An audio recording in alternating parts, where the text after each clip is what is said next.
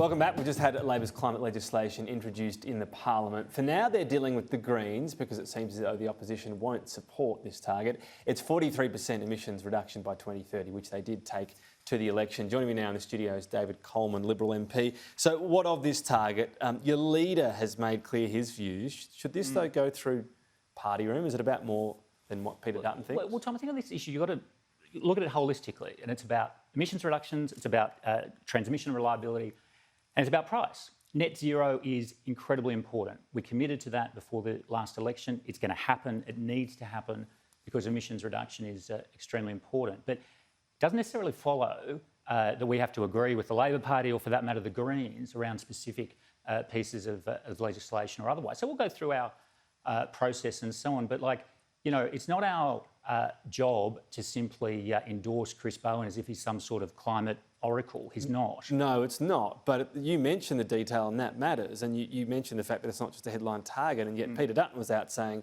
we won't support it before you saw the detail. Well, look, how is that being proper opposition? Well, the big macro point here is net zero. We've got to get to net zero. We want to have an economy in which there is a net zero contribution. And that was our policy before the election, and absolutely will continue to be. But it doesn't, our job is not to simply endorse Labor policy. We'll look at all these. Your job's also not just to simply say no, which is what your leader did before we saw the legislation. Well, look, Tom, I don't think that our role, as I say, is to simply endorse Labor. But it's also not to just say no before you see things. Wouldn't you agree with that? Well, we develop our own policies, Tom. We don't have to just simply react to what the Labor Party does. And the other thing that's really important here, Tom, is emission reductions does not sit in some sort of splendid isolation from price. And price is incredibly important. You were probably at the press club 3 days before the election where Anthony Albanese stood there and said $275 for the average family saving from our policy. Now, since the election, have you heard him say that even once? I haven't. And it's become sort of like a policy that, dare not speak its name. Very conveniently, before the election, it was a big issue. It was a very strong selling point for them, to be frank. Now, don't want to talk about it. It's like they're shouting emissions reductions, emissions reductions, emissions reductions. Electricity price, they're saying, less than a whisper. If anything, though, their focus on more renewables is going to be relatively cheaper now compared to what it was in the past few months. We're seeing gas and coal go up in price. Well, we'll see how it plays out, Tom. But they're the fundamentals, aren't they? You're saying what's changed. Well, I think overall electricity bills are headed one way right now in the short term. Well, but the bottom line is they're the government, they're responsible. They said the price will go down by $275 and they will be held to account. And you'll recall... We will put that to them, of course. But I'm just asking you about this legislation. Your leader came out and said that the government wouldn't support it, he wouldn't support it before any detail. That's not being a proper opposition, is it? Look, no, I don't agree with that, Tom. But I don't agree with your characterisation of those comments. And we'll talk about these matters in party room, as we always do. So should it go through party room, though? Should you form a proper view on this, get the detail and go through party room? Well, there's always been a specific discussion in party room, but I don't think anything that's been said publicly has been, inappropriate in any way. But it was pretty definitive, though, wasn't it? Well, yeah. Look, Tom, you've obviously got a view on this. I don't agree with it. But the bottom. Sorry. Are you saying he didn't say he's? No, I don't agree with your characterisation of those comments.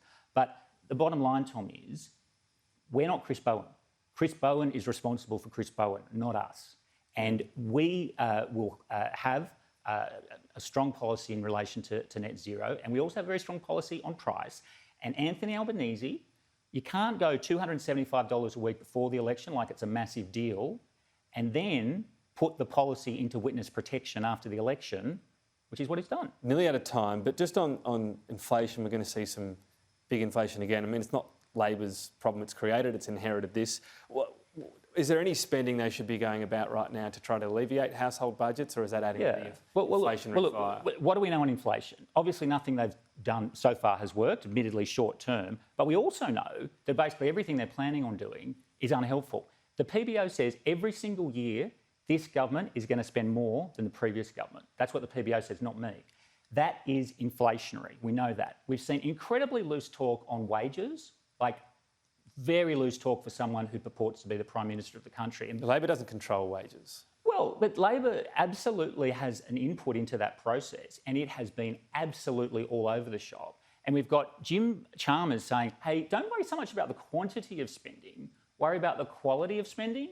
Every time you hear him say that, be very afraid. He's also said today, every time a new policy comes up, we'll make savings elsewhere. That's a pretty responsible policy, and not one the government did. Not one the government did in its last budget, did it? We'll see, Tom. But they put Did the government add to inflationary pressure in its last budget then? Well, look, Tom, we took appropriate actions in response to COVID and a whole range of other issues. But hang on, this was post-COVID. You've just said every dollar Labor spends adds to inflationary pressure. You were doing the same thing in your last budget. You spent more money, you didn't make savings. So you added to inflationary pressure Well, too. Tom, the key point is that every dollar that we spent, Labor proposes to spend more, right? So that is the parliamentary budget and office So you analysis. just spent the perfect amount of money and Labor's spending more than that. Well, look, we did a good job in difficult circumstances during incredibly challenging times. What Labor says is, let's spend more. It was a pre-election budget where you spent a lot, Labor's spending more. Sure, you can argue that's inflationary, but your extra spending has to be inflationary too. Well, if they're saying they want to reduce inflation, but they're spending more, very loose talk on wages, introducing something called a well-being budget, which is fuzzier than a shag pile carpet in terms of what does it actually mean. This is not a disciplined, focused economic policy, and that's what Australia needs at the moment. I'll have to leave it there. David Coleman, thanks for your time. Thanks, Tom.